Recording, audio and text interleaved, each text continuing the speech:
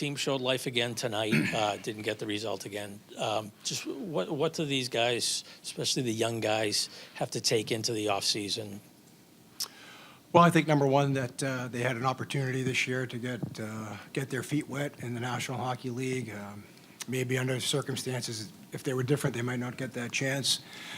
But you have to look at, I was saying earlier, I thought tonight, I was watching some of the younger guys, and a few of them got off to a tough start tonight, I thought. But what you're looking for is how they respond from their tough start, because there's going to be times when every player goes through a stretch in the course of a game where it doesn't go well. And I was looking to see how they responded, and I thought a few of them responded very well. And that's a good sign in their development. I think that, like I said, this is a tough league to play in, and when you're evaluating young players, you're looking to see, like not just mistakes, you're looking to see things that they do well and how are they going to handle certain situations and adversity when they don't go your way. And I thought it was a step in the right direction for a lot of young guys here tonight as far as that goes. They started to play better in the second and third period. Like I said, after I thought it was a tough start for a few of them. Joe, David Pasternak's been a leader on this team for a couple of years now, but really after the trade deadline, the role of leader and the leadership position was kind of thrust upon him. How have you seen him grow in that role, and how have you seen his leadership develop over this year? Well, yeah, I think David's taken a good step in the right direction as far as, his leadership qualities. He's had a lot of good people to look up to over the years, starting with Zdeno Chara. You can go down to Berge, Kretsch, Marsh, all those guys. Really good examples. And I'm sure that he was very observant when he played as a younger player and watching those guys. So, and it's been tough, too, because, we lost some players at the deadline that were some leaders in our room. And, we didn't have McAvoy or Lindholm or a couple other leaders, too. So I think David did a really nice job of balancing out his game, staying in tune with his game, and then obviously helping in the room. And so it's been very impressive to watch what he did this year. Anybody else? Questions? Jimmy? Matt? Joe, I just wonder if you've had a chance to think about your season and kind of where you came from and where you are now. Yeah, not yet. I think, I'll reflect on that more probably tomorrow, but it's been pretty busy since the change, and I said this the other day. I'm grateful for the opportunity that I had here. Being from this area as well, it's special to be able to coach, obviously, in your hometown. That's obviously an added bonus, but no, I'll think more about it, I think, as the days go on. But I'm proud of the guys. I know there's been a lot of moving parts this year, and they never quit right to the end. Anything that you saw, or anything you take from seeing Farinacci get a goal tonight in his first game? It's a disappointing finish, but is it when you look at the fact that the young guys were kind of part of what you were looking at over these last few weeks? Was that a nice way to finish for him? Absolutely. I mean, who wouldn't be happy scoring in their first game in the National Hockey League? It's a great bonus. I thought that, I thought that line actually played well. I thought that, Lysell makes a nice play on the goal. So, encouraging signs for some of the younger players for the organization moving forward. Joe, just building off of that, Farinacci and Brunet make their debuts. What'd you think of their play tonight, the two of them? Yeah, pretty good. I thought, again, like I said, as the game went on, they started to get more comfortable. Farinacci did a good job on some face-offs. He won some big draws for us on that right side. He stuck with it on a rebound goal. And Brunet, there's some qualities in his game there. I think, first game, you can tell that he's got some offensive ability. He sees the ice pretty well. He moves the puck. He can skate. So, it's a small sample size, but no, I'm sure those guys are very happy tonight. Anybody else? Okay, thank you, everybody. I don't know. I mean, that was awesome. That was a pinch me moment for sure. So happy I can get one. Were you a Devils fan then? I was not. I was a Penguins fan. Bit of a bandwagon. So. John, how did you feel like your game translated and how you adapted to the NHL game? I thought the first little bit was a little nervous, I think, trying to get my legs under me, and after that, thought I adapted pretty well as the game went on. It seemed like you threw a pretty big hit, I think, midway through the first period, and that kind of changed it for you. Was that a real turning point in the game? Yeah, for I you? think so. I think just getting into the game a little bit. I don't think I did much prior to that, so I think getting a hit in there is always a good thing and gets you going. Who gets the puck? Dad, for sure. Do you play in World Championships, or what do you do? I'm not sure. We just finished, so can I take a question about the game? I'm pretty sure we have probably media day in a couple of days, right? So yeah, just Tell me about finish fresh. How it worked out tonight. Down 2, come back and tie it up before dropping in overtime. Yeah, I mean, obviously wasn't perfect game. Again they scored a quick 2 goals and good on us coming in the third tied up. We were confident we're gonna score a goal, so focus was for us to lock it in for 20, and we knew we were gonna tie it up and hopefully get the lead. But unfortunately we came one short. David, you guys did the shirts off your backs like you usually do. If you had an opportunity to say something to the fans after that, what would it be? Yeah, I mean, definitely, listen, at the end of the day, this is the sport, we play for them. They make it much better. We all saw what happened during COVID years, how different the sport changed. So, it's great that we can give a little something back, after season. And even though it's only, a bunch of lucky fans, wish we could give more to more fans, because obviously they are our 7th player out there every single night, and we need them, and so obviously tough way to end it, but how I said, they're our 7th player, so for me having fans behind our back is very important. What's the emotion like for you now that the season's over? Like, what are you feeling right now? Sad it's over, obviously. That's pretty much the only answer I can give you right now. Like I said, just finished the game, so don't want to get too deep. Obviously, get a chance to speak in a couple of days with you guys. So it's tough. Obviously, want to keep playing, as a player, and leave it at that, I guess. Do you feel like over the course of the last few games you've built a pretty good foundation with Lindholm and Geekie for something that you could potentially see again working next year? Yeah, definitely. It was fun to see that it worked. 3 righties. It's very unusual, but it was I thought we played some good hockey both ways, honestly, offensively and defensively. So glad it worked out. What did Lindholm add? And that was really good. I was really proud of my body. I was really proud of my mindset. Never gave a day up, and that's something that I've worked my whole life for. And I know that I didn't get results, but at the same time, a ton of positives that I really felt I could grow on and move forward with. So that's something that I'll have the ability to reflect on. And again, this summer, I know exactly what I need to do, put a plan together, and come back strong as hell. So, are there any major takeaways you have from the season that maybe you didn't think about before, or you didn't really have to consider before, and that you had the full season as the number 1 is really prevalent in your mind? That's a good question. I think the major takeaway is just finding a way to win. And no matter how we do it, we have to compete every single day. We have to have an in-the-moment mindset. We can't let things dwell. We can't let the past, affect our present. And I know that we had that issue a little bit, and something that we, again, can recognize and grow from. And how can we, manage that next year is something that we really can focus on this summer and nip it in the butt right away. So, again, I think we're going to have a lot of great meetings, a lot of great talks, and we're a proud program. And we owe it to ourselves, we owe it to our fans to be a lot better, and I'm excited for the comeback. This might be a stupid one, and feel free to blow it off. Careful. You're a golf guy, and you watch what Rory did and the way he went through it, and the up and downs that you've had this year. Did you take something from that you'll file away, that's something somewhere down the line? Yeah, it's funny.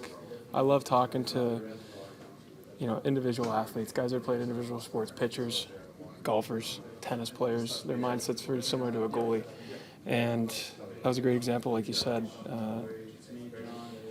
I had a good conversation tonight with a person that's hockey. No matter what happens, it bounces anything, it's hockey. And so with golf, it's the same thing. You know, stuff happens out of your control, and what he did is focus on the next shot. Didn't let it dwell, and obviously it paid off right away, the first hole. So that's something that, you know, I could definitely take away from, and would love to have a conversation with him. But that's me. I love learning from other players, learning from other sports, and it's something that, you know, I know that could help me in the long run in my mindset. You know, just happy to be a part of that group of players, and you know, it's something I'll always cherish, and it's super special to be a part of that group for sure. Is there a balance, Morgan, between being happy with your own situation this year, how you performed, but the team obviously not playing up to its own expectations? How do you balance that? You know, I think it's tough. I mean, you see the mood in the room now. It's just it seems like it's been this way all year, just games slipping away and stuff. Obviously, I'm proud of the way I finished the year out, but you know, to me, being over now is like it's having the season be over now is just something that it's tough to process. And you see teams that, you know, we've competed with good teams all year, and to see it not pan out the way, and just the consistency we didn't have, you know, it sucks for sure. The season now over. When do you start thinking about next season as far as contract is concerned? You know, I'm going to leave that up to my agent, and you know, I'm not going to give it much thought. You know, this time, you know, especially now, hang out with the guys. You know, cherish the last, you know, few moments we have. You know, as a group together. We're not. Everybody knows in this business we're not going to be together again, the same group. So there's going to be changes, and that's just the nature of the beast. So, you know, just take it in, and, you know, try to decompress a little bit and spend a little bit of family time. And, you know, it's not something I'm worried about, and it'll get done when it gets done. So, like I said, I'm not worried about it, and you know, it'll happen when it happens. Morgan, you were very open in training camp about reading everything about you, and then someone called you out on Twitter, and you responded. But then, as your game grew, the love for you grew. So, how did that affect you? Seeing people saying, you know, he needs to be extended. Look at what he's doing. You have your own geek squad now. What did that do for your game mentally? I mean, I still use it as motivation. It's those. I mean, I still do read most things, and those same people that said the things at the start of the year maybe changed the narrative a little bit. You know, and I don't really forget what they said at the start of the year, so it's easy to jump on the bandwagon when someone's doing well. So, you know, still use it as motivation. I think it's something that can be an asset if you use it correctly, and it's definitely something that can tear you down. So there's a nice balance to it. But, you know, I know there's a lot of people, too, that have kind of stuck beside me, especially in my inner circle, that have lifted me up, and guys in this room and in the organization just, you know, sticking with it and everything. So, yeah, it's nice to have those people in your corner, and you know, someone you can always lean back on for sure. Morgan, Pasta's been a leader on this team for a long time, but really this year was the first, and the brunt of the leadership was thrust upon him. How did you see him develop as a leader, and how important was he in this locker room down the stretch, especially after the trade deadline? It was massive. I mean, you guys saw it firsthand. We saw it firsthand. Just like you said, he kind of just took control of the room. And when you lose the caliber and the established guys that we did at the deadline, it's never easy for anybody to, you know, grab the bull by the horns. But it's exactly what he did. And you know, with Charlie out and Hampus out, and we felt a little depleted, I think. And you know, he brought everybody back, and you saw the way he performed after that, and kind of dragged us all along with him. So. I mean, he's an unbelievable guy. It's been awesome to play with him this year, and he's an even better person. And you know, I think as a leader, he's just starting to grow and grow. So, you know, it's awesome to see him take that next step for sure. You have back-to-back career years. First the 17 goals, now you're on up above 30. What do you think was the biggest? I know there's a ton of things that go into it. What do you think was the biggest change this year that allowed you to really tap into your potential? Just not be afraid to shoot. I think. You know, I've always had a good shot, and you kind of start deferring, especially when you play with guys that produce, and you get in spots where you don't expect to score. But I mean, there's pucks that have went in for me this year that maybe don't other years, and I think it's just having a shoot first mentality. And you know, Dave's been unbelievable, and Pav and Lindy, we played most of the year together after you know, in December or whatever. So. just try to get open for those guys. I think the chemistry was a big one. A lot of stability this year in playing with the same 2-3 guys all year. So that definitely helps when it comes to reading off everybody and being in the right spots. What do you think Lindholm added when he started playing New York lately with you and Pastrnak? It's huge. I mean, you see what he does in the faceoff circle. Obviously, he was solid all year, and then I think just a little bit of stability up the middle. It's just like you might not see him on the score sheet, but he's going to be maybe +2, +3, win all his faceoffs, and contribute when he can. But I mean, his 200-foot game is something that our team needed, and I think when we got put together, just it allowed me and Dave maybe to play a little more freely, and knew we didn't have to put as much pressure on ourselves defensively. But I think that speaks to the kind of player he is and how much he can be relied upon in those situations. So I think. Yeah, it was massive, and I mean we all started producing right away once we got put together, so it's definitely didn't take away from the offensive side of things. So yeah, it was huge, but it was fun playing with him for sure. Morgan, how much did off-wing help you as a scorer? It was huge. I mean, I didn't really ever think about playing left wing. I've never played left wing till this year. It definitely changes the angles and stuff, makes it a little easier, and having two righties playing the wing, both wings, there's always a one-timer, so it's always a threat even when pucks aren't going well, east-west. So it's one of those things that as I learned, how Dave plays and where he likes to be, it's kind of creating those east-west plays, and like I said, you always have a threat. So just for me, it's like just trying to be in that spot to be able to get a shot off, and yeah, it definitely helped a lot for sure. Morgan, you haven't been around Joe Sacco as much as some of the other guys in this room, but the time you've gotten to know him and since he's been head coach, what have you liked about playing for him as compared to some of the other coaches you've had throughout your career? Joe's awesome. He was put in a tough situation for sure, just with where the team was at the time, and he did a great job of rallying us together. And it's unfortunate we couldn't compete every night for him, because I think when we did compete, we had a great team, and you saw that right after the deadline and around Christmas, just how good of a team we could be. But he's a great man and a great coach, and I had a lot of fun playing with him. I think like I said earlier, the stability of playing with Pav and Dave and then Lindy at the end is just like you learn so much playing with guys, and it makes it a lot easier to just go out there and play and not think about too much. So yeah, I can't say enough good things about him, as a coach, as a man, and how he kind of led us down this stretch. Why do you think the team couldn't compete every night?